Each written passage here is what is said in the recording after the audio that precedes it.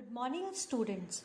In this video lesson, we will study more about the certain processes that are related to the process of photosynthesis. So first of all, we will study about the electron transport system. In photosystem center, which is usually made up of chlorophyll A, absorb the light of wavelength 680 nanometer of red light, which causes the electron to get excited and release two electrons from the atomic nucleus. These electrons are accepted by the primary electron acceptor known as ferredoxin. The electron from the ferredoxin passes to the electron transport system consisting cytochromes. The electron moved in downhill in terms of redox potential by oxidation reduction reactions. Finally, the electron reaches to photosystem 1. From the given diagram, it is very clear that the light rays are reaching to both the photosystem, that is, the light harvesting system of photosystem 2, which is made up of dark green color, and the light harvesting system of photosystem 1, which is made up of light green color. So first of all, the electron transport system starts from the photosystem 2 or the light harvesting complex of photosystem 2, that is made up of dark green color. It releases the electron, which is accepted by the electron acceptor known as ferredoxins, which we have already done earlier. Then the electron passes to the electron transport system and finally reaches to the photosystem 1. During the process of transport of electron, transfer of electron takes place, which start from the photosystem 2 uphill to the electron acceptor and then down to the electron transport chain and finally reaches to photosystem 1.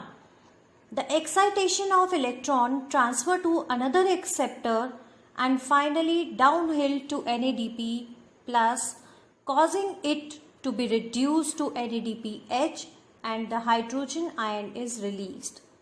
This process is known as Z scheme due to its characteristic shape of Z.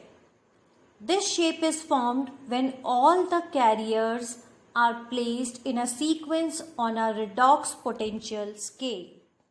Another process related to photosynthesis is photophosphorylation. It is the process of formation of high energy chemicals, which are usually known as ATP and NADPH, in the presence of light.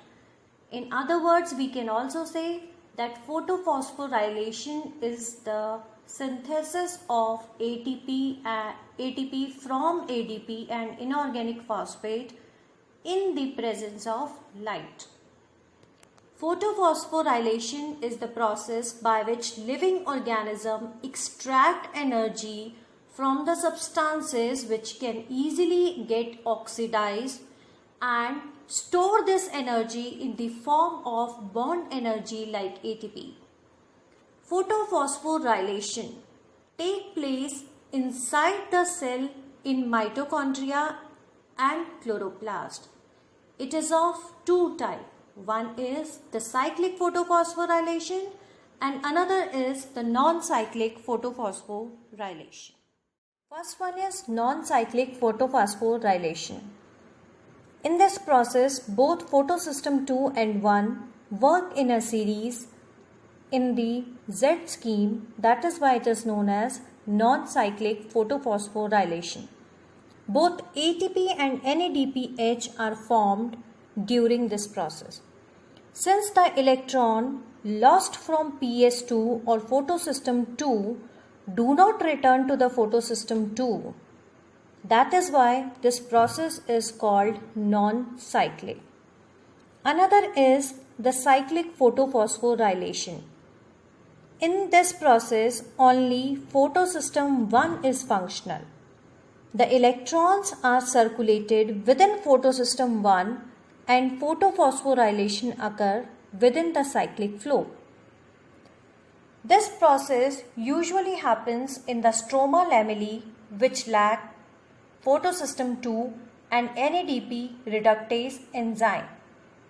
Hence, the excited electron do not pass on to NADP plus, but return to photosystem 1 through ETS as de-energized electron.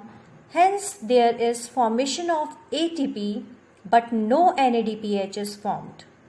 Cyclic photophosphorylation alone occurs when light of wavelength higher than 680 nanometer is available. Another process is Chemoosmotic hypothesis. ATP synthesis is linked to the development of a proton gradient across the membrane of thylakoids, which results due to the following reason. Since the splitting of the water molecule or photolysis of the water take place on the inner side of the thylakoid membrane, the protons produced by this process get accumulated within the lumen of the thylakoid. The primary acceptor is located towards the outside of the membrane and transfer its electron to the hydrogen carrier.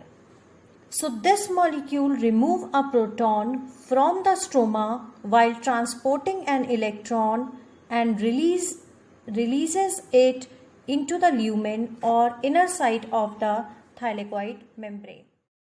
The enzyme NADP reductase is located on the stroma side of the membrane along with the electrons coming from PS1. Protons are also needed to reduce NADP, and so these protons are also removed from the stroma. The gradient is broken down due to the movement of proton across the membrane through transmembrane channel of the F0 particle of the ATP synthetase. The other portion of ATP synthetase, which is known as F1, undergoes conformational changes with the energy provided by the breakdown of proton gradient and synthesizes several molecules of ATP. So here is the diagram of ATP synthesis through chemiosmosis, in which the thylakoid membrane part of the chloroplast and the stroma of the chloroplast is clearly visible. We can also see that the protons are present inside the lumen of thylakoid membrane. This particular diagram is clearly showing the conversion of ADP into ATP with the help of enzyme ATP synthetase.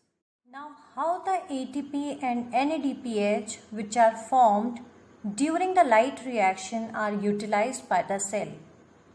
ATP, NADPH and O2 are the products of light reaction which usually occur in the presence of light or sunlight. O2 diffuses out of the chloroplast, while ATP and NADPH are used in the another process which lead to the synthesis of food or sugar, and generally known as dark reaction or biosynthetic phase of photosynthesis. This process does not directly depend on the presence of light, that is why it is known as dark reaction. But it is dependent on the products of the light reaction. That means this process does not necessarily occur in the presence of light but utilizes the products which are made by the light reaction, such as ATP and NADPH. Melvin Kelvin, after World War II, worked with radioactive carbon C14 and studied algal photosynthesis that usually occur in algae, which led to the discovery of the first CO2 fixation product and he says that the first CO2 fixation product was a 3-carbon organic acid known as 3-phosphoglyceric acid or PGA.